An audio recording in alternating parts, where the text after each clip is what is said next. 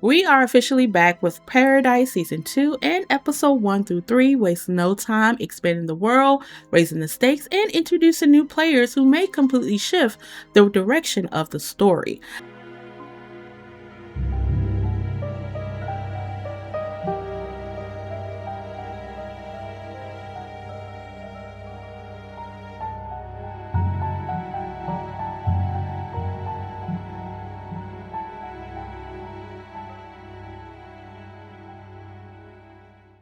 Season already feels bigger, more fractured, more chaotic, and far less control than Season 1. The illusion of stability is gone. Now we're dealing with survival, power struggles, and long-term consequences. One of the most important additions this season is Annie. Through her perspective, we see the before and after of what the show refers to as the Venus Syndrome, which I will dive into shortly. What I appreciate most about Annie's introduction is that it humanized the disaster. We don't just see destruction, we see a routine, comfort, familiarity, a life that felt safe. Annie was confined, yes, but she was also comfortable. That house was her world, and when her friend dies, which, if we're being honest, felt inevitability and plus kind of noticeable, it marks the end of that safety. Then we meet Link, the leader of the biker gang. Immediately, their chemistry between him and Annie is subtle but present.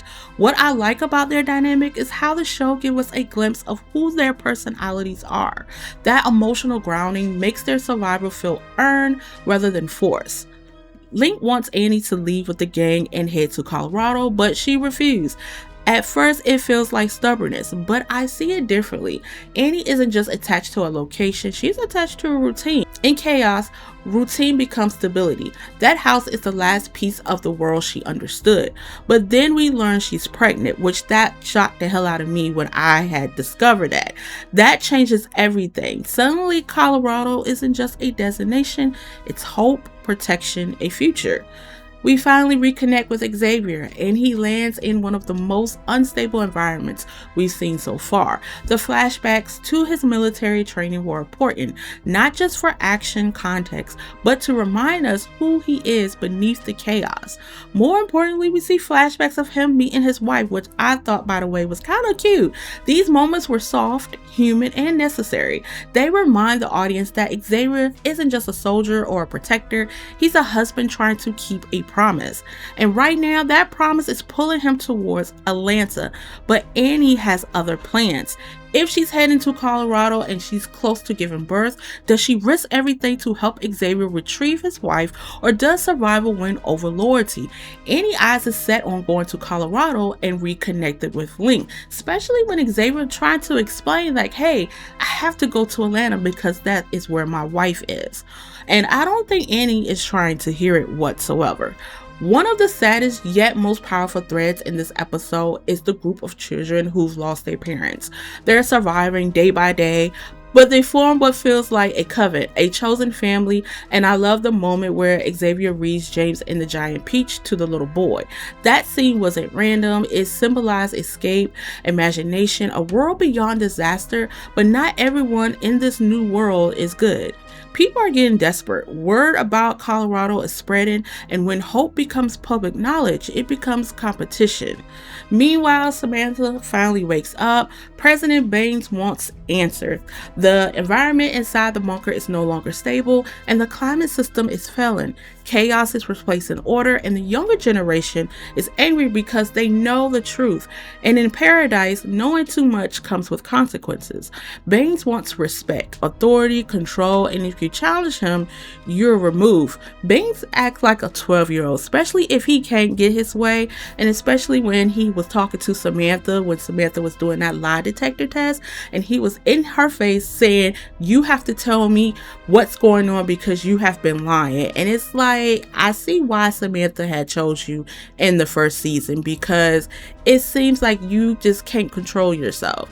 Baines suspects Samantha is hiding something. He believes she remembers more than she's letting on. Personally, I think Samantha is playing weak. I think she is pretending. She's intentionally downplaying her awareness while quietly calculating her next move. If that's true, she's far more dangerous than anyone realized.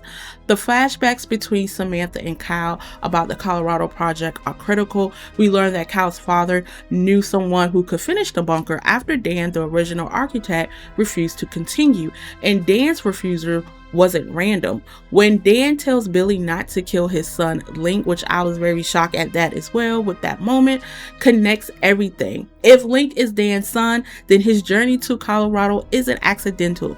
It could be revenge and justice. Is Link heading toward Colorado because of survival or because of an unfinished business tied to his parents? That changes his entire arc. Now let's talk about the Venus syndrome. May extreme temperature shift heat cause veins to dilate and pull blood, while cold constructs circulation. In both cases, the body struggle.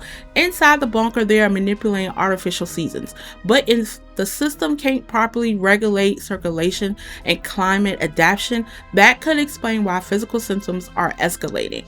What if the Venus syndrome isn't random? What if the artificial climate design itself is accelerating psychological breakdown?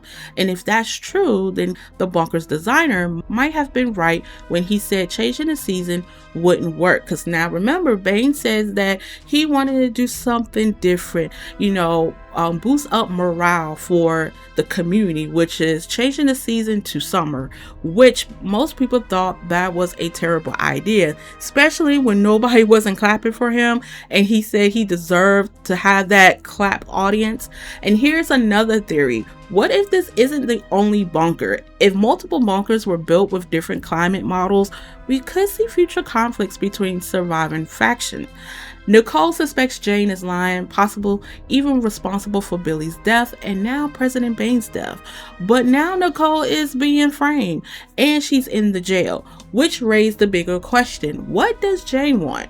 Does she want Samantha back in charge, or does she want to take control herself? This little girl is very sneaky and she is doing things very carefully. Jane doesn't feel reactive, she feels strategic. And if Samantha is pretending to be weak, Jane may be positioning herself to exploit that perception. So here's where I think we're headed. Colorado is more than a safe zone. It's the core of a larger truth. Link's connection to Dan will matter. Samantha is playing the long game, and the Venus syndrome may expose the bunker's fatal flaw. The biggest question remains, do our survivors unite, or does desperation split them apart before they ever reach Colorado? Let me know your theories for the next episode, because season 2 is already proven that Paradise isn't about safety anymore. It's about who controls the future. Thank you so much for watching my channel. Make sure you like and subscribe, and until then, see you later.